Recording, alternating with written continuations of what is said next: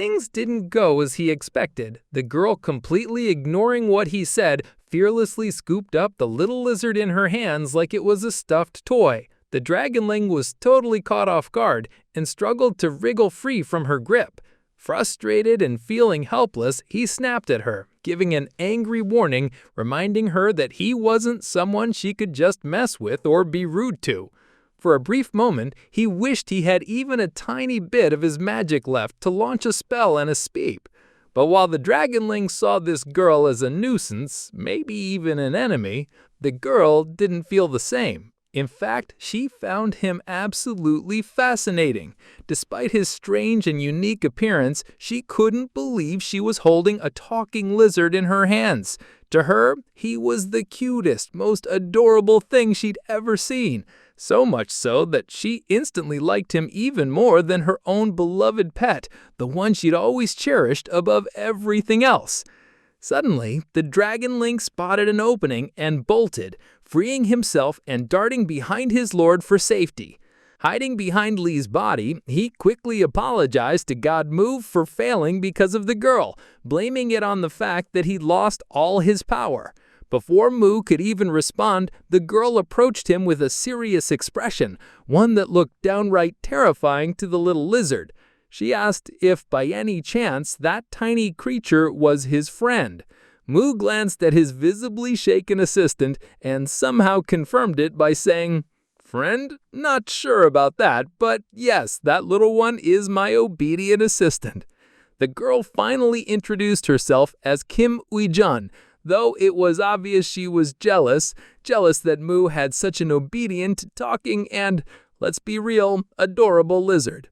Her expression was so easy for Mu to read, and though he wasn't entirely sure why she looked so stunned and envious, an idea popped into his head. With a sudden and unexpected move, Mu shifted his leg, the one the dragonling was clutching onto for dear life, closer to the girl and said, "If you want, I could lend him to you for a bit, in exchange for a little information, of course." The poor dragonling's opinion didn't matter to Mu in the slightest, and Yu-jin, she lit up at the offer. Obviously, she would do anything to hold the lizard for a while. Giving up some information was the smallest price for her to pay. Without waiting for her to respond, Mu reached down, grabbed the dragonling by the neck, and handed him over to her. "Take him. You can keep him as long as you like, but there's someone you have to help me find." Kim was so mesmerized by the lizard that she didn't hesitate to agree, not even stopping to ask if they were tracking down a criminal, a good person, or something else entirely. And of course, that was exactly what Mu wanted to see. Without a second thought, and as if he didn't care about his assistant at all, he casually tossed the little lizard toward her. To Kim's surprise, the poor thing spun midair and landed right on top of her head. The dragonling couldn't help but wonder how his lord could abandon him so easily, like he was nothing. Meanwhile, Mu didn't waste a moment. He started walking off, telling the dragonling to stay with Kim Ui-jin for a while and return on his own later. Still in shock, the dragonling tried to ask where his master was planning to go without him, but Mu just ignored him completely, acting like he'd suddenly found something exciting to do after what had been a dull day. Not long after, Kim and the dragonling arrived at her house, and things were, well, a little awkward. Kim couldn't help but wonder if the lizard was mad at her for being dragged along against his will, and truthfully, he wasn't thrilled about the situation. But since he couldn't defy his lord's orders, he sighed and introduced himself. After a moment, he stretched out his tiny hand and, trying to keep things professional, explained the situation to Kim. "As per my master's instructions, you'll be actively cooperating with me from now on." Kim was momentarily taken aback at the sight of a tiny lizard trying to boss her around. But the way he acted and the fact that she could say or do whatever she wanted with him made her heart skip a beat for a second. Still, she didn't want to come off as rude, so she placed her fingers on the dragonling's tiny hand and gave it a little shake to show respect. As she did, she asked, "By your master, do you mean Li Ho?" The dragonling didn't respond, but his silence seemed to confirm her guess. Taking that as her answer, Kim nodded and said she was willing to cooperate with him if that's what he wanted. Then, with a proud grin, she announced her position. "By the way, I'm the president of my class." The dragonling blinked, completely confused. "What's a president?" he asked, tilting his little head. Seeing his puzzled reaction, Kim chuckled and explained, "It means I'm like the leader of my class, and besides that, I'm also ranked first in my grade." Hearing this, the dragonling's eyes widened in realization. "Oh, so that's why my master chose this girl, because she's an important person." But as this thought settled in his mind, another realization hit him like a bolt of lightning. If this girl was the leader of her class, then that meant my lord wasn't the leader of her class. Unable to hold back his curiosity, the dragonling asked, "Wait, does that mean Lord Li Ho isn't the leader of your class?" Kim paused for a moment, her expression shifting as she got lost in thought. After a few seconds, she finally replied, "Li Ho? He's not even an average student in our class. Honestly, he's one of the lowest in everything." The dragonling froze, utterly stunned by her answer. For a moment, he just stood there, trying to process the shocking information. The moment Mu's assistant realized what she said, he shouted in disbelief, thinking Kim was talking about Mu himself. The idea seemed completely impossible to him. To clear up what he assumed was a misunderstanding, the tiny lizard, now sweating with both discomfort and frustration, without mentioning Mu's name, firmly declared that his master was the strongest being in the entire world, stronger than any god.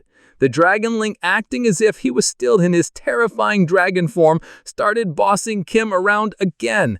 He demanded that she do her absolute best to help his master become even stronger, so he could finally get his revenge. Kim, on the other hand, was impressed by what she assumed was the lizard's wild imagination and sweet talks about Lee. Amused, she agreed to help, but only on one condition. Dragonling should accept to visit her often if she wanted her help. The dragonling paused for a moment, considering her condition. In truth, he had already planned to use Kim as a human source to gather information about what was happening on Earth, and now her condition was the perfect excuse to visit her more often and get the intel he needed. Without hesitation, he agreed to her terms, and the two of them struck a deal. As the most loyal servant who had sacrificed his life countless times for his lord, the dragonling was determined to do whatever it took to help his master reclaim the title of the strongest. Deep in his heart, he believed every move he made would bring his master closer to his rightful place at the top.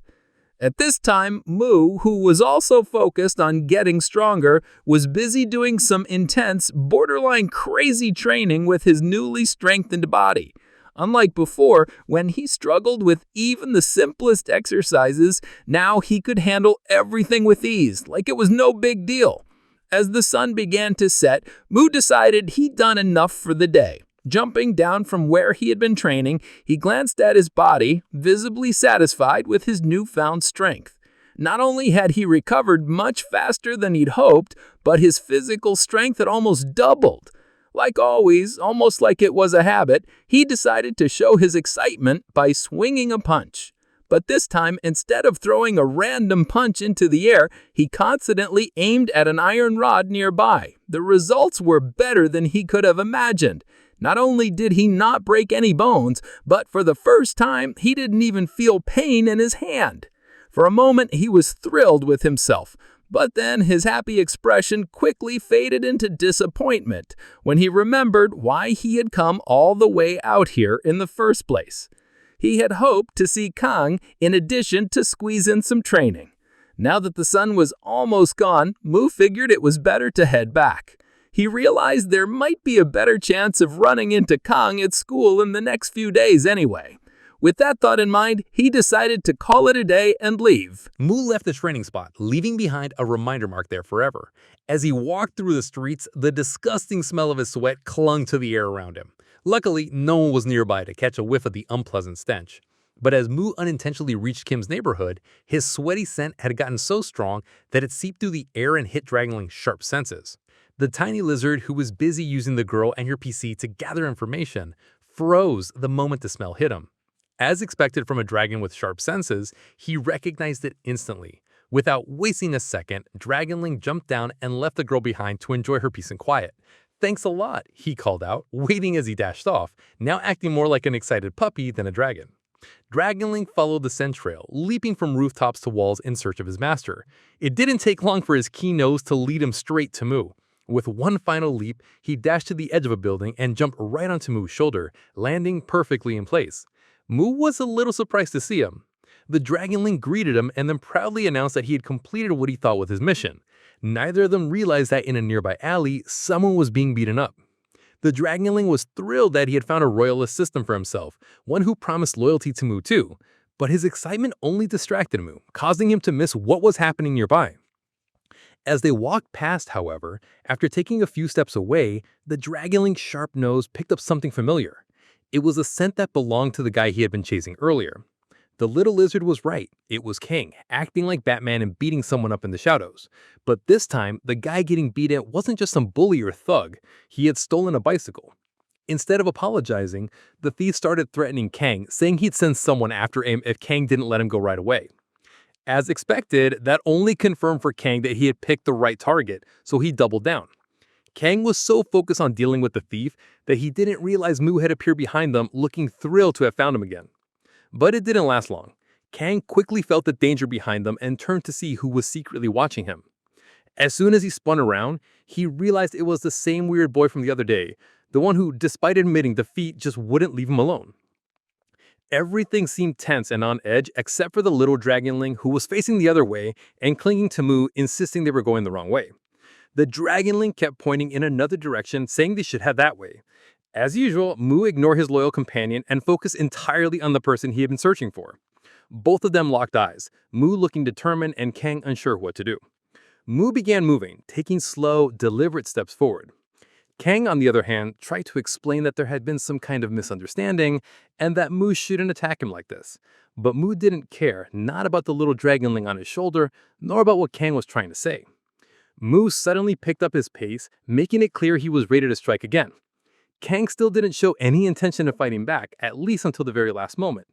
That's when he realized that if he didn't defend himself, things could go really, really badly for him. He quickly took a defensive stance, bracing himself to face Mu head-on. Kang had defeated Mu in the past, and the reason for his hesitation this time was that he realized Mu wasn't the kind of person who deserved to be beaten like he'd once thought. Mu, on the other hand, couldn't care less about what Kang thought. With his fully recovered and stronger body, he was confident and ready to face him again. Their crash seemed inevitable. Mu was determined to attack, and Kang was equally determined to defend himself. But, surprisingly, nothing happened. Both of them froze in place right in front of each other without making a single move. Mu had been pretending to attack, hoping to provoke Kang into making the first move so he'd have a reason to officially start the fight. But Kang didn't fall for it.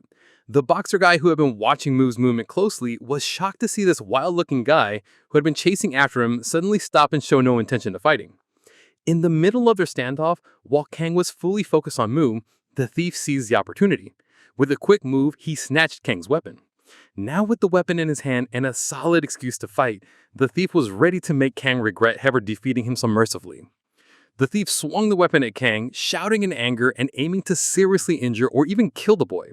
But Kang was faster than he expected. With a quick movement of his legs and a sharp turn of his head, Kang stepped out of the weapon's path just in time. As he dodged the attack, Kang realized that Mu was now directly in line to take the hit.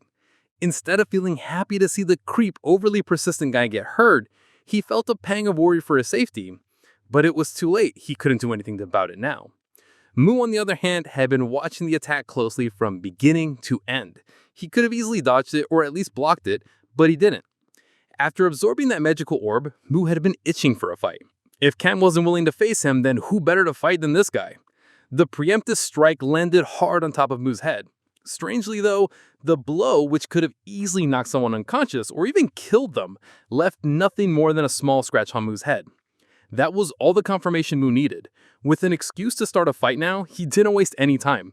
Mu retaliated immediately, delivering a powerful kick to the thief's stomach. The force of the blow caused the thief to lose control of Kang's weapon, unintentionally tossing it into the air. The weapon spun in the air for a moment before Mu caught it just as it was about to hit the ground. Without wasting a second, he swung it behind the beaten thief's neck and yanked the ugly man toward him in one swift motion. As soon as the thief was close enough, Mu struck him directly in the face with the brutal headbutt. Mu seemed to enjoy the sight while the thief was on the verge of passing out from the pain. The man clutched his head with one hand, trying to ease the pain, thinking Mu was done after that strike. But it wasn't over, not even a little bit. Mu wasn't about to let this guy off the hook without giving him a proper beating. Like a punching bag, the thief took hit after hit as Mu landed punches wherever and however he wanted. Sometimes he even used Kang's weapon to make the punishment feel more satisfying. The relentless blows continued until the thief could no longer handle it. He collapsed to the ground, shaking from the unbearable pain, tears streaming down his face as he cried like a helpless child. Mu stood over him, feeling satisfied that he had taught this guy a lesson to never dare attack anyone else again. But that smug, satisfied smile on his face quickly faded away. Mu realized he didn't enjoy one-sided, boring fights like this. It wasn't fun or even a little bit challenging for him. Mu thought back to how he felt when he first arrived on Earth and fought Ellie's bully, or even that other guy, Hyung. He was far better and way more interesting than this one. Mu made his mind up. The only person worthy of being his opponent right now was Kang, no one else. Just then, he remembered that he had come here only to face Kang in the first place, not this ugly guy. He quickly turned to see where Kang was, but to his surprise, Kang had completely disappeared. It seemed like Kang had taken the opportunity to make a run for it while Mu was busy with the thief to finish Kang's anti-bully job. As Kang hurried to get out of way quickly and quietly, he couldn't help but wonder how Mu kept finding and showing up wherever he went. Little did he know that crazy-looking guy who seemed to enjoy fighting so much was actually a god.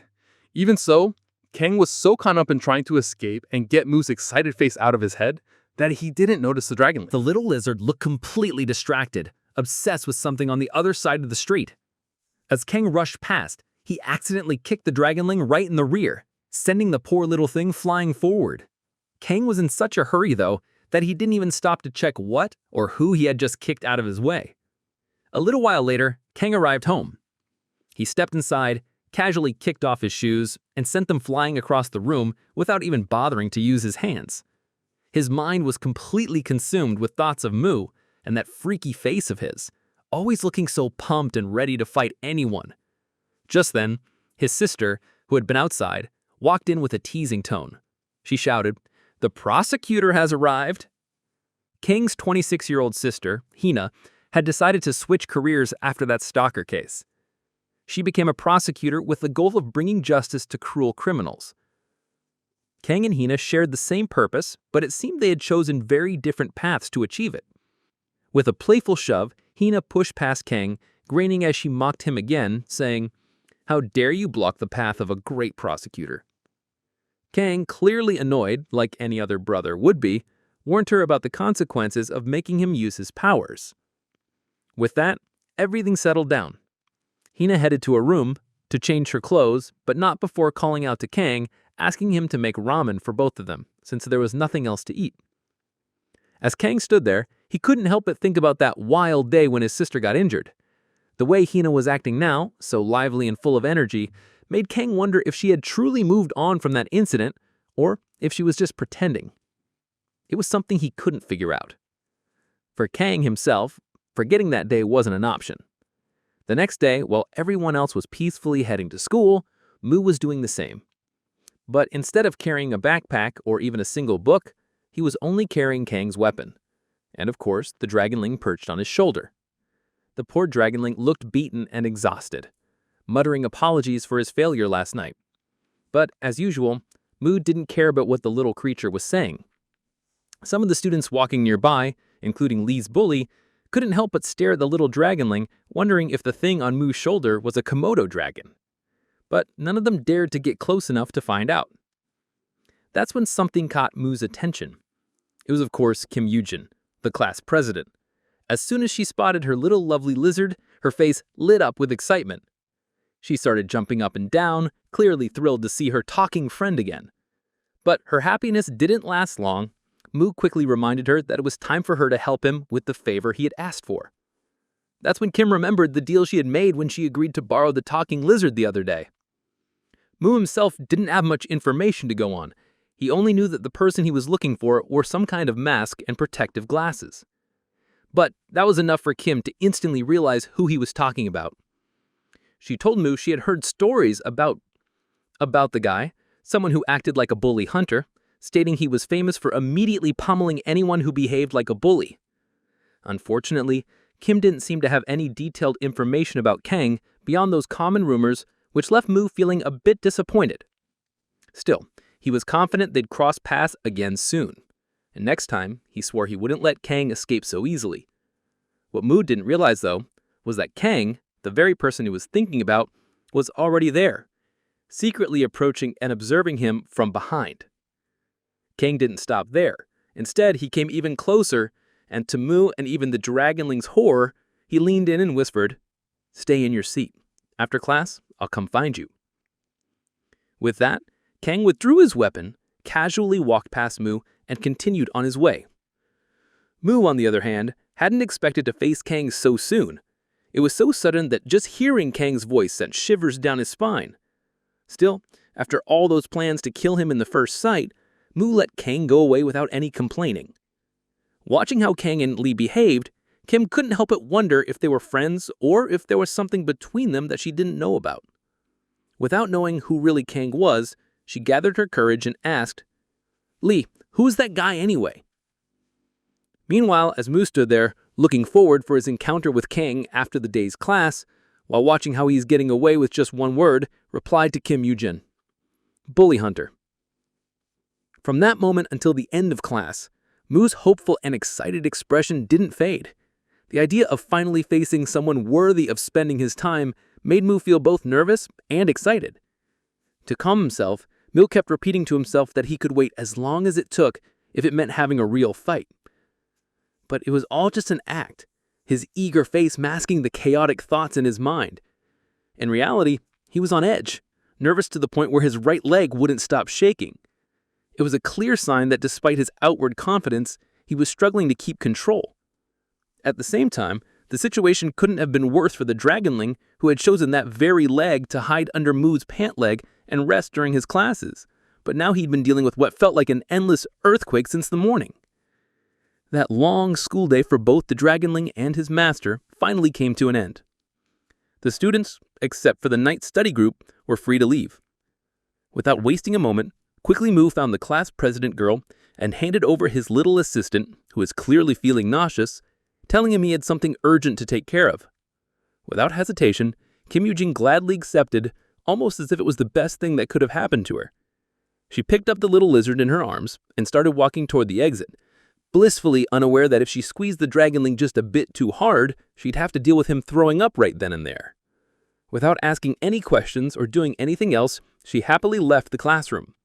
And as soon as she was gone, leaving only Lee Ho behind, a hand suddenly appeared from the other side of the room. Of course, it was Kang, who jumped out and made himself known.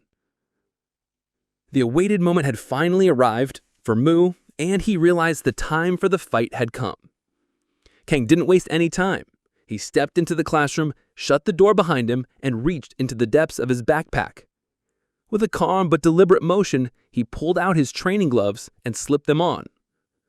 Mu was a little surprised, wondering if he planned to do the same thing he had done before when he used his belt to wrap around his hand for protection and better performance.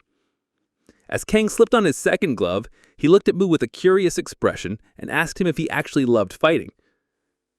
Mu's response wasn't what Kang expected. He shook his head and outright rejected the idea, saying he didn't fight because he loved it. Before they continued talking, what Mu truly loved flashed through his mind.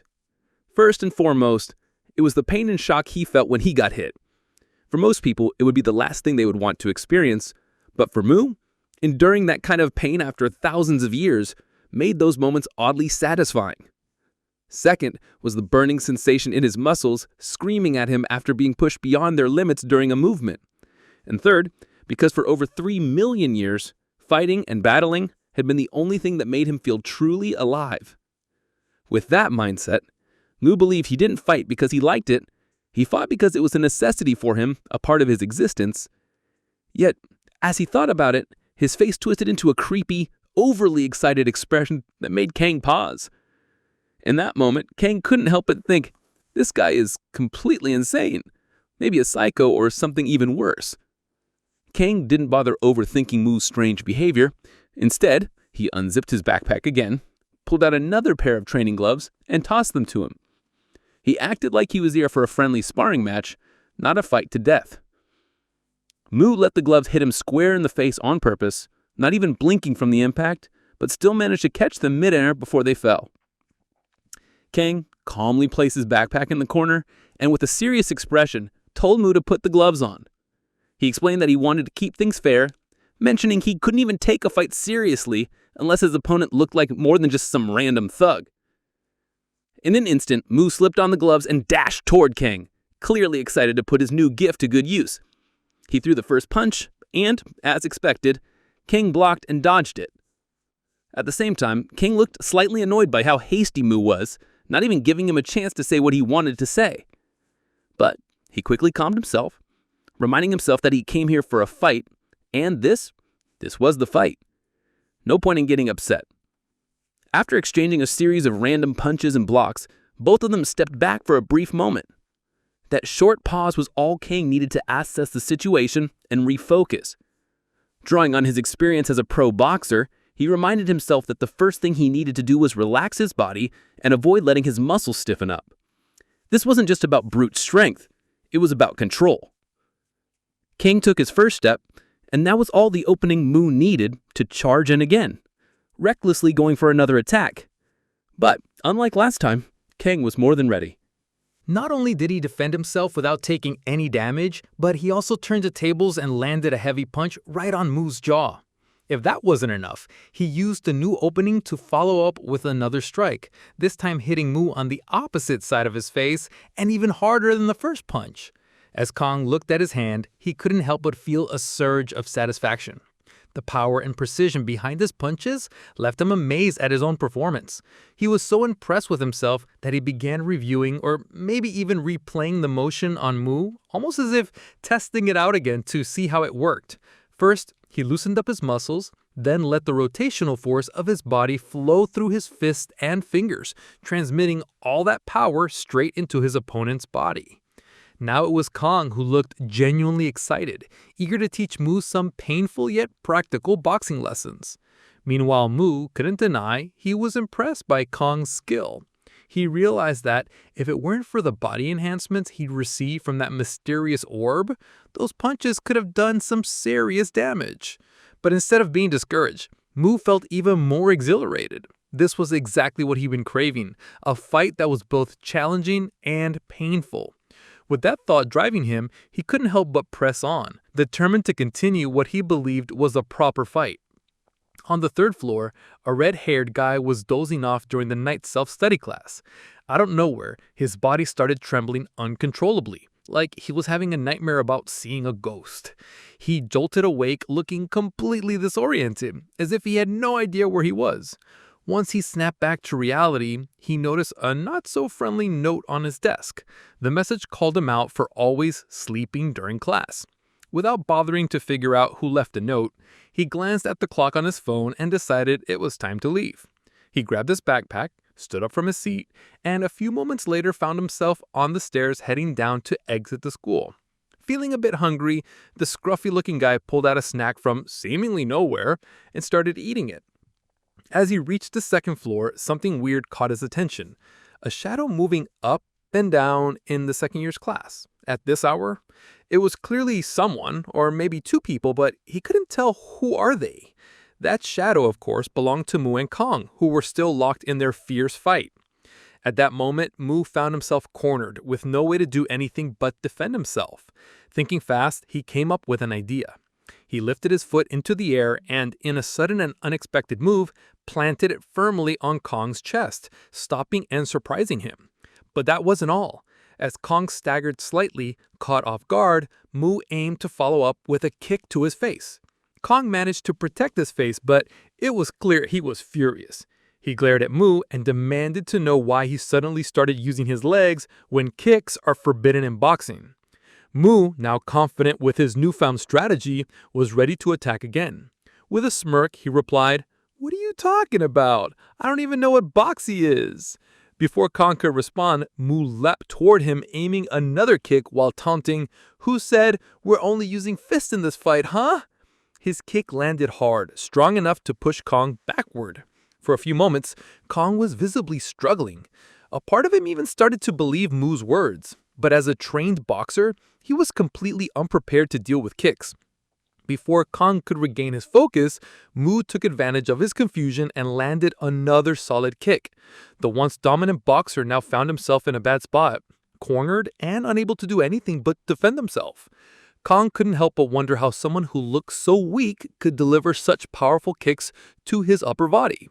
To Kong's shock, Mu suddenly switched tactics and aimed the kick at a vital point in his lower body. Kong froze, completely unsure of how to respond. One thing was certain, if that spot got hit, it would be over for him. He would collapse and be unable to continue the fight. Just as he feared, Mu struck the weak spot effortlessly, but to both surprise, nothing happened. He didn't even feel a hint of pain. Mu immediately retreated, putting distance between them, yet he was smiling, a smug, knowing smile, as if he held back on purpose and deliberately avoided finishing Kong off. In truth, Mu had used his full strength in that attack, but the physical enhancement of the Dragonling's power had worn off as though it had never existed. Realizing this, Mu started to panic. He knew that without the enhancement, he was no match for Kong. Meanwhile, Kong, still a little surprised, noticed something was off. He knew Mu wasn't that kind of person to show mercy to anyone, but still had no idea why he hadn't gone for the finishing blow. But then, as if divine insight struck him, Kong smirked and said mockingly, "Don't tell me you suddenly lost your power." Kong had no clue that his random, ridiculous guess about Mu was actually spot on. To him, the only thing that made sense was that Mu was just exhausted and worn out. He had no idea about the orb or the Dragonling buff. Mu, on the other hand, didn't say a word and just kept pretending everything was fine, like Kong was completely off base. But that didn't change Kong's mind. He'd already pieced together the situation in his head, and it was enough to make him burst out laughing. Make sure to subscribe to the channel and stay tuned for upcoming videos.